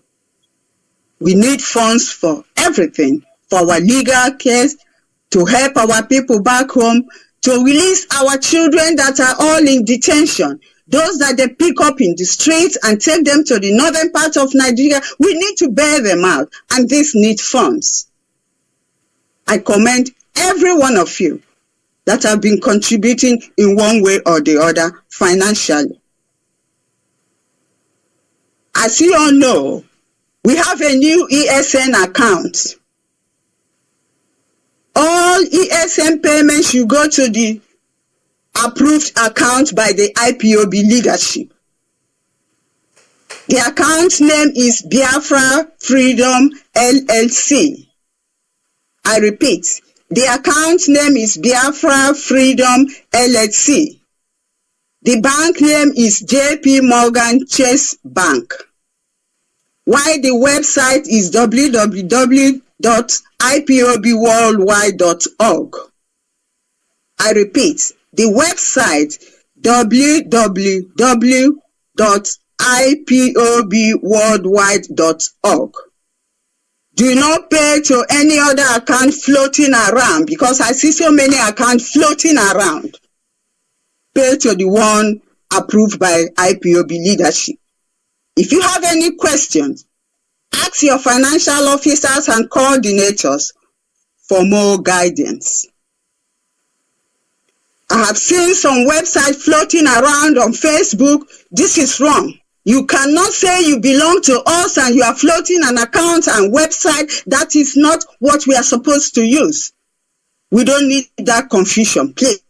It's either you are with us or against us. You cannot be in between. Anybody paying into any other account not approved by IPOB leadership simply means they are on their own and are not with us. Very simple. Please note, from henceforth, any country or zones that withholds the monthly donation contributed by members, instead of remitting the funds contributed, I will announce the name of the country and coordinator on air, as was our usual practice. Some people are withholding the funds that members have contributed, and you keep it. Here in IPOB, we do not save. As it comes, we spend it out. People will make contributions and some people will keep it, or they decide to pay where they like. It has to stop. This is freedom fighting. We must be focused and mentally fit to face what is in front of us.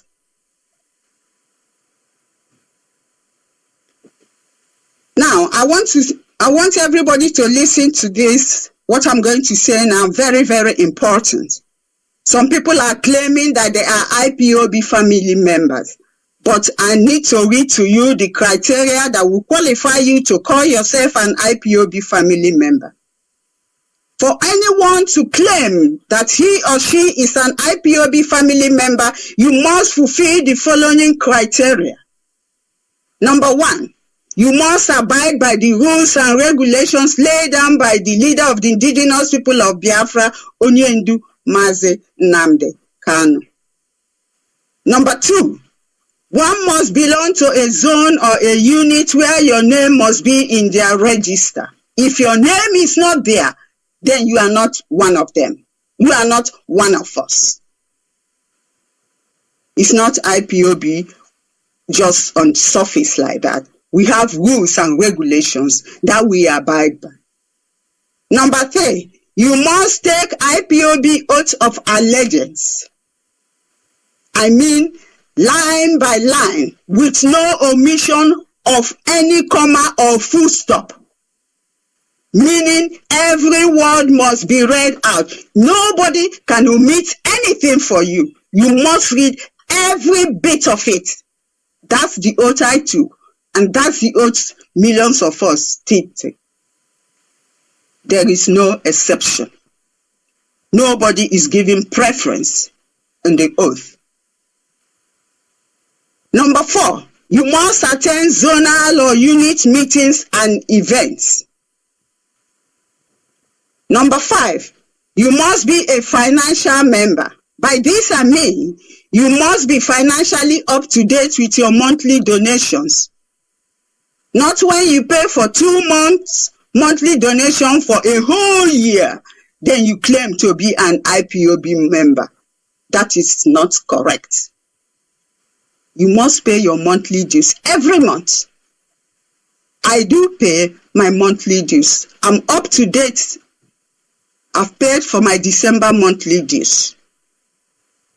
Number 6, payment of all IPOB compulsory levies, especially your freedom and cultural levy, also known as defense fund. This payment is paid only once. Remember to collect your receipt as evidence of payment for future reference. You must abide by, number 7, you must abide by IPOB command and control structure laid down by the leader of the indigenous people of Biafra, Mazi Nnamdi Kanu. Nothing outside that. Number 8, you must abide by IPOB code of conduct. If you don't have one, ask your coordinator. Because when you take up an appointment, they have rules and regulations that they will tell you, read through. Do you want to belong with us? Go through it.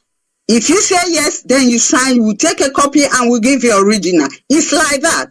The same applies with IPOB.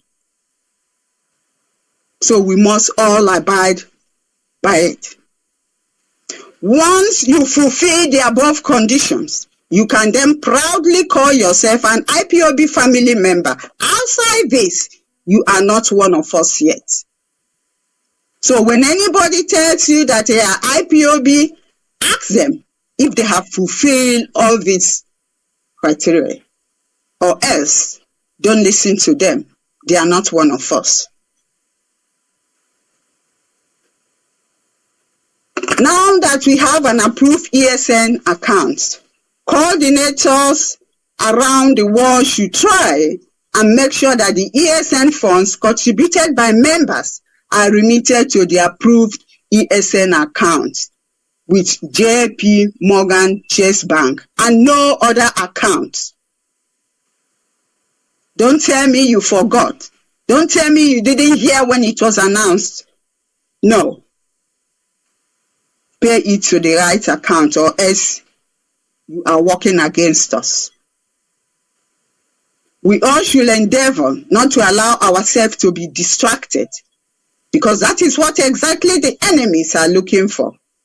Remove them from the main call, remove them from what is teased, remove them from what is supposed to be, and let's give them something else to be talking about. We will be busy talking about something else while the main event is there within away. That is exactly what the enemies are doing. And we should not give them that opportunity. We are here to restore Biafra. And Biafra we must restore. Our fathers have done their own part. Now the baton has been handed over to us. We must deliver this baton till the end. We must take it up and hand it over and say, yes, that we have completed the incomplete business. Without that, we have not achieved anything whatsoever. Nothing. That is why we all have to work hard to make sure that our leader is released, to make sure that our leader gets his food, make sure that our leader sees his doctors, and they should stop taking this blood they are taking from him, for goodness sake. This is what our focus should be. This is what we all should be working hard and talking to people, including our enemies. If you don't talk, nobody will hear you. They know what is happening, but they want us to speak. And it's our responsibility to do that. IPOB family members around the world, Biafrans, friends of Biafra and lovers of freedom, join us in what we are shouting at. Join us to make sure that our leader, that the DSS will allow our leader to see his doctors. Join us so that they will stop taking the blood every day from our leader. Join us so that the court, the DSS, will carry out what the court said they should do. They should stop maltreating our leader, because we are not going to let go. And finally, I want every one of us, please, to remember our leader in our prayers, so that he will come out and join us again. Remember those that are in prison, our children that they are picking up every now and then. Remember them in prayers, and our legal team, and all Biafrans that are working in truth and honesty, not the saboteurs, but especially we should not allow ourselves to be distracted, because that's exactly what the enemies are looking for. That's what they are working towards, but we should not allow them. We should remain focused until the end. Biafra must be restored. There's no two ways about it, but we have to work hard. Thank you very much, Mazi Ikechukwu, for giving me this opportunity. All right, my dear. Please, before you go, I need us to go, repeat this account number again, so that whoever did not hear it at first will hear it once again. Please, can you call out? Yes, the account name is Biafra Freedom LLC. All right, Biafra Freedom LLC. Yeah, the bank name is JP Morgan Chase Bank. All right. The bank name. Yeah, it is the flyers is out. I'm sure the Continental Rest must have given it to all the coordinators. In case anybody have any question, they should ask their financial officers or their coordinators. The flyers are everywhere. Please, people should not pay to any other account. This is the account approved by IPOB leadership. If you pay to the other account, it means they are not with us. Amanda Neze. Beautiful. Thank you so much, my dear. Thank you very much for your time. Much appreciated. Ndewo. Yeah, Ndewo. All right, you've heard it from our own financial head, of course, telling us the correct account. But now you know where to pay in your money. Now you know the safe account, the approved account by the head of this organization. Of course, it is Biafra Freedom LLC. And of course, it is JP Morgan Chase Bank. And also she gave us the website, which is www.ipobworldwide.org. So if you are going to pay into this account, and if people have paid money and you are a coordinator, you are a national coordinator, whatever position you are, and you are holding on to people's money, this is blood money. I repeat, the money you are having is blood money. Any money that comes into your custody must be taken care of and must be remitted accordingly to the right source, to the right account. But if you feel that because you are a coordinator or you are a head, and for that reason you have the power, the monopoly to hold on to the money contributed by people, my brother, that is a generational curse. I repeat, that is a generational curse. It is a blood money. IPOB money. It is money of dead people. And you don't channel it to the wrong place. Make sure when it comes into your custody, it is discharged. It is channeled to the right source. It's Ilakagelu. But if you don't and you keep holding on to it, even if you channel it to the wrong source, you are still guilty. You are an accomplices.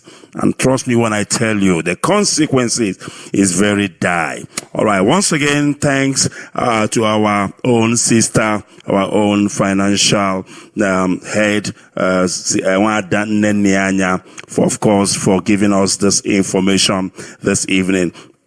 And of course, just like she said, we are still letting the whole world know, putting the whole world at notice that they must intervene to the situation of our leader. They must ensure that DSS should stop flaunting court orders. They should start giving our leader what is due for him. They should stop starving him. And of course, they should stop taking his blood. It is not allowed. It is not authorized. And we are not going to give up.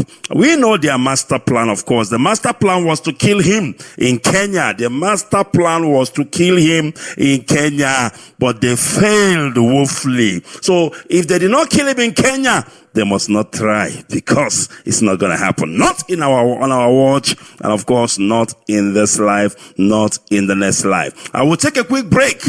Our time is really over, but I want to open our line and see if I can take 1 or 2 or 3 calls this evening before we call it a night. What a day, what a night. My goodness me. Starting from Barrister Aloy Ejimakor, who have given us legal lesson 101 here on this platform, Radio Biafra, a university like none other, for goodness sake. So let me take a quick break. When I come back, I will open our lines and I will take your call, maybe 1 or 2 or 3 calls, and then we call it a night. Don't go away.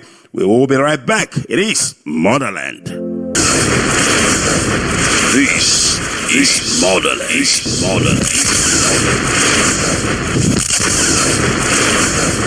This is Motherland.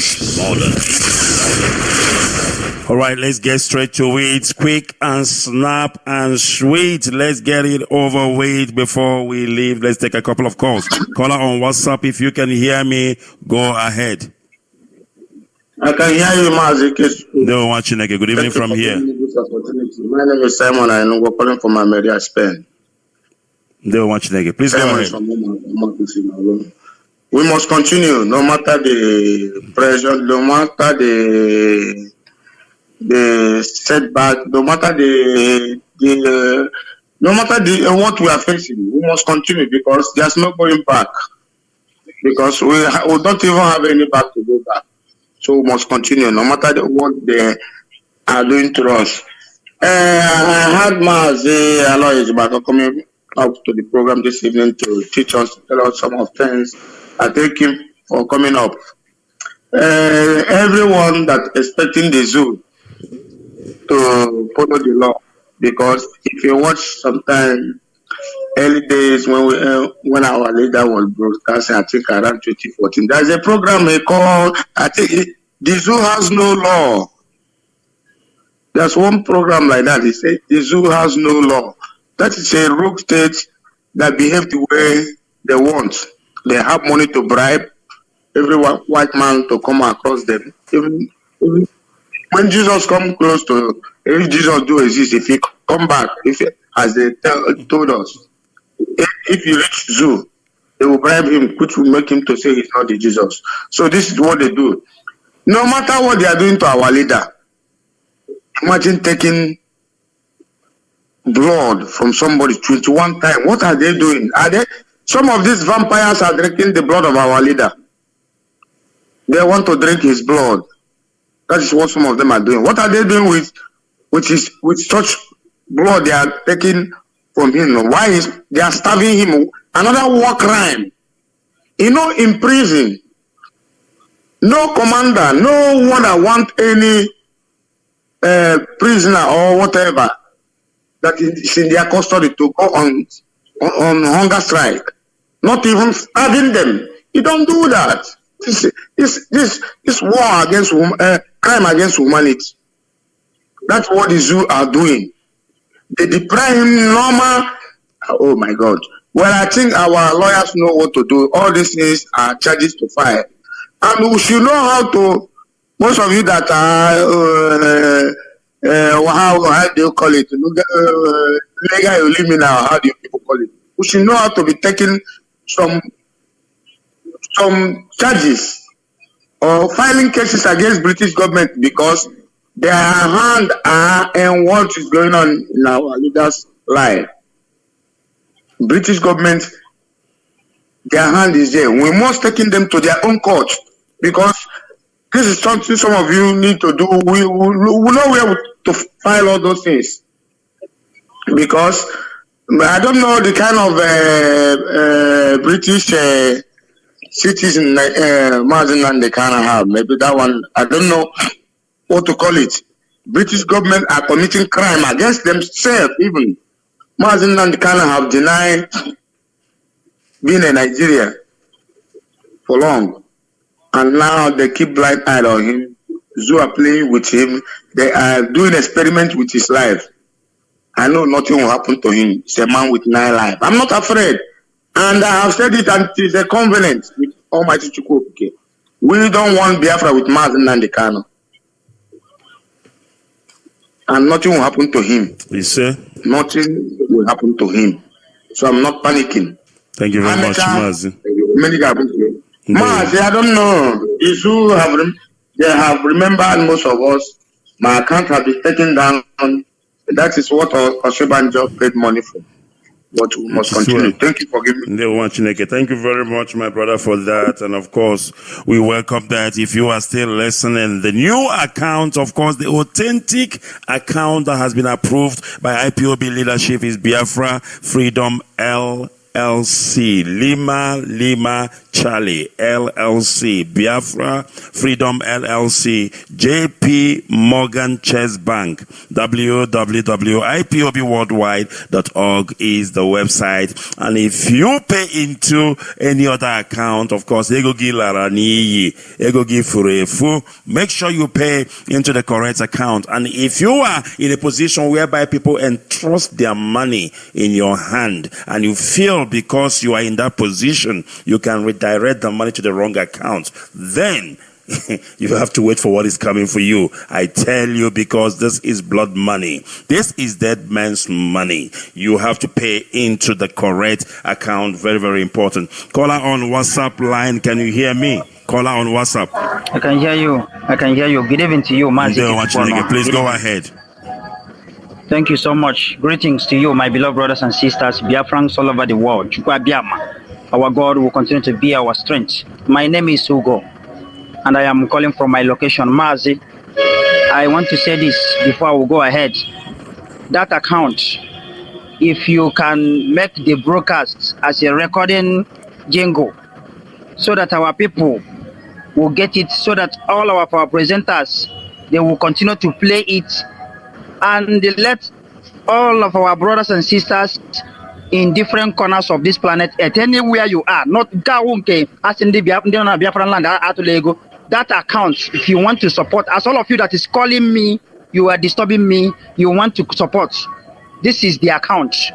Pay into that account. Unless if you don't know how to go about it, then you contact somebody.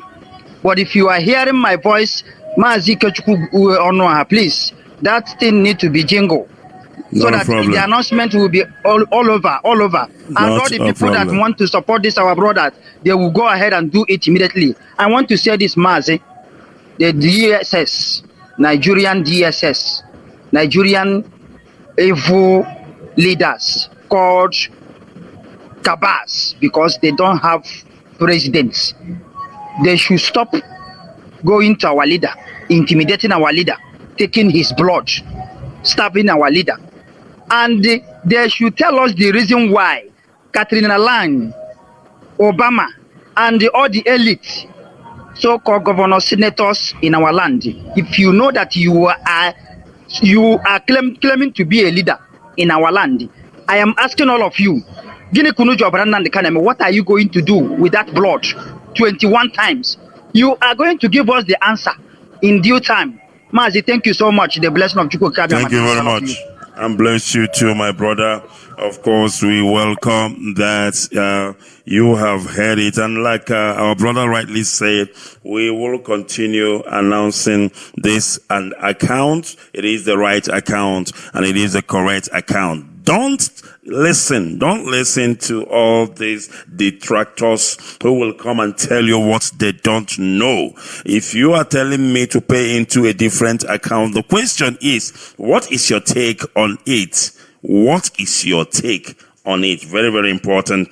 Of course, we must continue. So I repeat this account numbers again. It is Biafra Freedom LLC, JP Morgan Chase Bank. That is the account, Biafra Freedom LLC, JP Morgan Chase Bank. And if you are hearing about any other account, trust me when I tell you, it is the wrong account. All right, I think we need to bring this program to an end because it has been indeed a longest program this evening. Our time, of course, has gone past, but we continued because there are more important things that we needed to do this evening, which we have actually accomplished. I mean, today, the barrister came up here and tell us, or rather, informed us of information that are very critical with regards to the case and of our leader. I don't call it trial because to start with, Abuja High Court does not have jurisdiction to try Mazi Nnamdi Kanu. Therefore, there is no trial that is going on there, and there is no trial that is going to go on. What is happening there is extraordinary rendition of Mazi Nnamdi Kanu, or you can even call it the persecution of Mazi Nnamdi Kanu. That is what is going on. How on earth can you use a bench warrant? My goodness me. All right, let me break this down because our barrister, Aloy Ejimakor, alluded to that, and I want to, break it down a little bit. How can you use a bench warrant issued by a court? What is a bench warrant? It's more like issuing an arrest warrant, or let me say, arrest warrant of somebody who is not in the zoo called Nigeria. The person is overseas, and the Nigerian court now issues an arrest warrant, which is a bench warrant, and then you take the same warrant and go to another country to arrest somebody. Don't you ever heard about jurisdiction? You cannot use a bench warrant issued in Nigeria to arrest internationally. Before you can arrest somebody internationally, you need to involve the Interpol. You need to go through what we call extradition. And there has to be an extradition treaty between your own country and the country where that person is currently domiciled before you can actually bring him back. You cannot just walk into another country and then arrest somebody, kidnap somebody, bundle somebody up and bring them back home. And then you say you have it is so shaming. It is so alarming that somebody like Malami does not understand what is a bench warrant. That a bench warrant is not internationally. That a bench warrant can only be executed in the Nigerian court area of jurisdiction. And now he is saying that they used the bench warrant issued by Abuja Magistrate High Court to go and arrest or rather kidnap our leader from Kenya. That is oxymoron. That can never be done. Never has it been done anywhere in the world. Here in South Africa, there is this case of the Guptas. The Guptas fled the country and went back to Dubai. And now South African government need to bring the Guptas family back in South Africa so that they can face trial. What are they doing? They've informed the Interpol, and at the same time, they have liaised with the country of Dubai, in terms of the treaty they have with them, bordering on extradition. It is called extradition treaty. So now, if the Guptas goes to court in Dubai, and the court in Dubai find it necessary that they should be deported back to South Africa to come and face trial, then the law will take its course.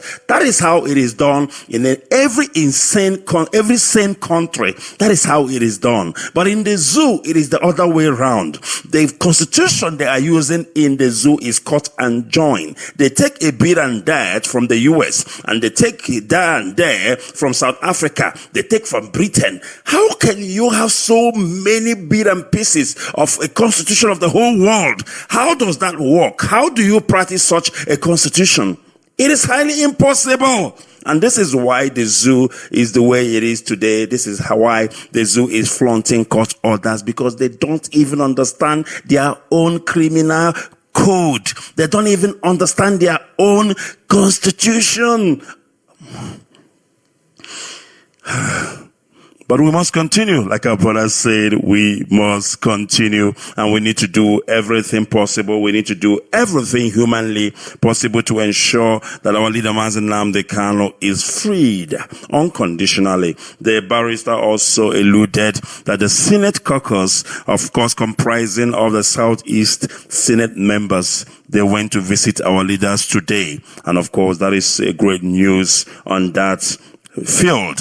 So, on that note, this is where we are going to leave it. This is where we will bring this broadcast to an end. And I want to thank Barrister Aloy Ejimakor, the erudite barrister, for himself. And I also want to thank our sister Nenyanya, our own financial head, for coming through this evening. And of course, Biafrans all around the world, and those who are listening to me, those who have tuned in this evening, because they know that Biafra is our religion. And on top of that, they know that on this platform they call Radio Biafra is where we worship Chukwu Okike Abiyama, because come what may, Biafra must come, and our leader Mazi Nnamdi Kanu must be released unconditionally. My name is Mazi Ikechukwu Onoha. I am a professor of history and law at the University of Radio Biafra. From me, from here, it is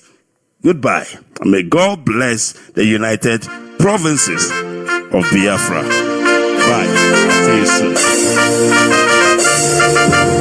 We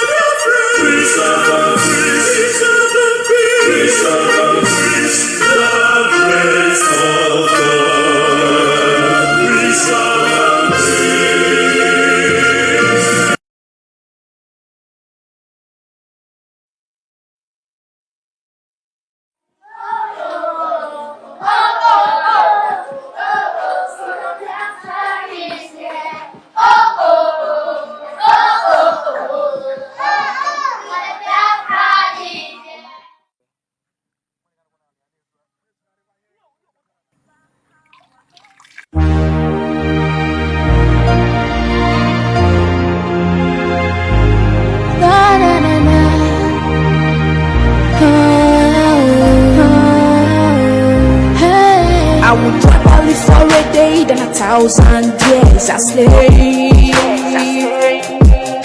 So many have died, so many have gone astray. Nothing to show for that change they bring. No one to say, my sister, follow this way. The life we live in Africa is acting the way. We gotta overcome this way. We break that chains for survival. The pain is much, we need a revival. Come on now, it's time. Freedom, not a crime. Come on, let's take back our homeland. I am here to say, wherever you are, look me in the eyes. Can you listen to me? I am here to say, wherever you are, look me in the eyes. See that Biafra is here. See that Biafra is here.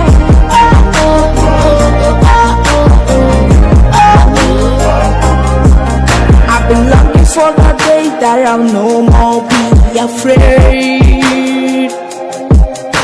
My fragile heart will always give me brave. No need to live without my home, my pride. No one to save me from the freaky mess. The life we live in Africa, I can't endure. But at night when it's dark, I cry. We break our chains for survival. The pain is much, we need a revival. Come on now, it's time.